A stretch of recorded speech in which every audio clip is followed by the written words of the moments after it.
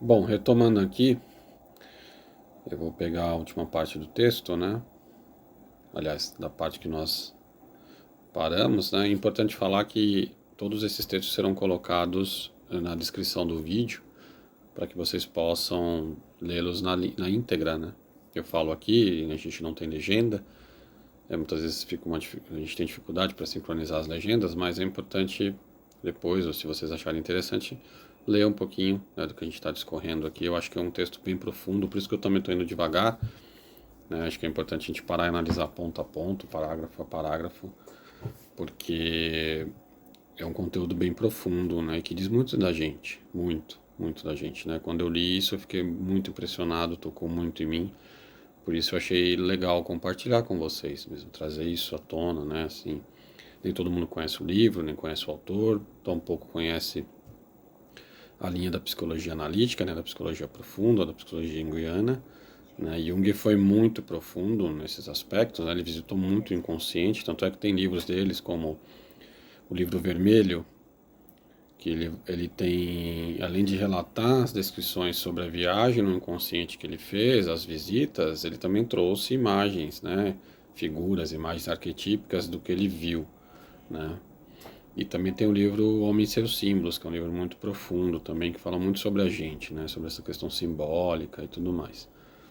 Jung foi importante porque ele relacionou algumas áreas, por exemplo, ele estudou psicologia e numerologia, né, psicologia e astrologia, psicologia e religião, né, e religião em todos os âmbitos, monoteístas, né, as religiões monoteístas, as religiões politeístas.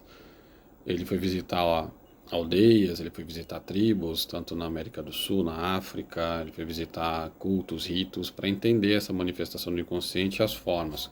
Que em simbologia o inconsciente nos traz.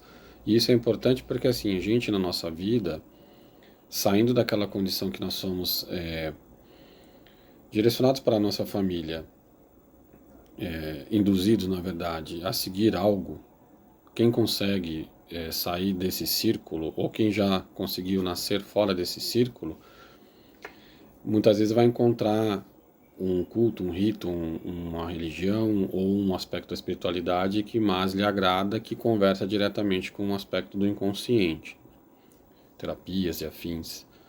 E é importante porque assim tem uma relação, né, de troca, uma relação simbólica, uma relação de significado, uma relação de significante entre o que a gente encontrou e o que a gente se identificou, na verdade, né? Bom, o texto nos diz: nós vivemos uma vida cumprida dentro de estreitos limites da nossa época, ou seja, todas as regras, a cultura e tudo mais.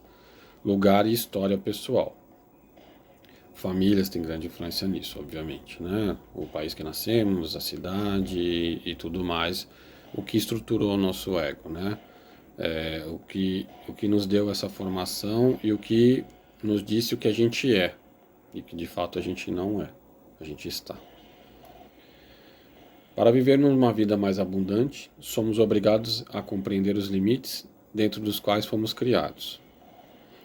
A premissa implícita da nossa cultura, ou seja, que seríamos felizes através do materialismo, do narcisismo e do hedonismo, foi claramente a falência. Isso está muito à tona, é o que eu falei no vídeo anterior.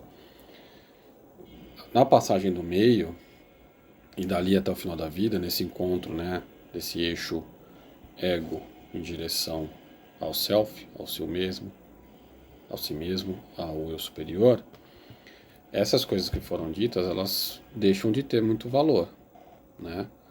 A vida material, sim, você precisa sobreviver, você precisa ter o básico ali, né, para se alimentar, para se divertir, para ter uma troca, mas você também não precisa acumular. Você precisa viver em função disso, né? A questão do narcisismo que está muito à tona nas redes sociais, né? Eu até faço algumas reflexões e não é um julgamento, tá? É uma reflexão. Por exemplo, a última vez que eu fui à praia, eu vi pessoas maquiadas tirando foto dentro do mar, né? Então, às vezes, ao invés da gente contemplar o mar e nos conectarmos com ele em termos de somos também parte dessa natureza, a gente trocou isso para fotografar a nossa imagem e reforçar o nosso ego perante os outros, né? Isso fazendo espelhamento nos outros, fazendo projeção nos outros, enfim. Bom, aqueles que abraçam esses valores não estão nem felizes nem completos. É o que eu acabei de falar. Né? Exatamente. Se a gente se apoia na passagem do meio, né? Ou seja, se a gente não aceita a passagem do meio e se apoia nesse materialismo, nesse narcisismo, nesse hedonismo, com certeza a gente vai ter uma dificuldade na passagem, porque a gente não vai deixar, o ego não vai querer deixar isso para trás. Ele vai estar tão sólido, tão rígido, que ele não vai querer deixar isso para trás. Né? E daí muitas pessoas sofrem, né? Sofrem com as percas. A gente vai falar sobre percas aqui, e percas em todos os sentidos, tá?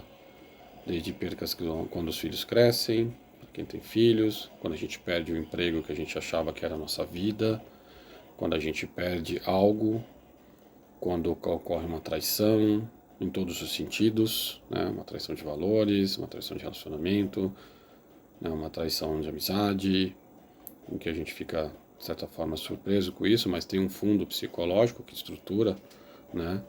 Até os limites de aceite ou não.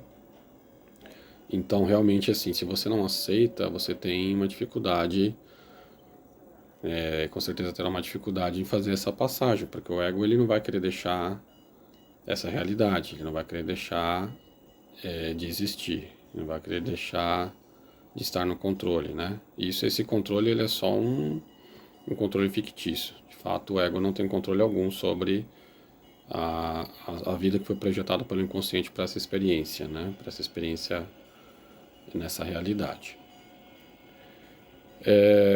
Vamos lá. Não precisamos de verdades não examinadas, e sim de um mito vivo, ou seja, uma estrutura de valor que oriente as energias da alma de forma condizente com a nossa natureza. Tá, eu acho que a gente pode ficar por aqui nesse parágrafo e a gente segue no próximo vídeo. Obrigado.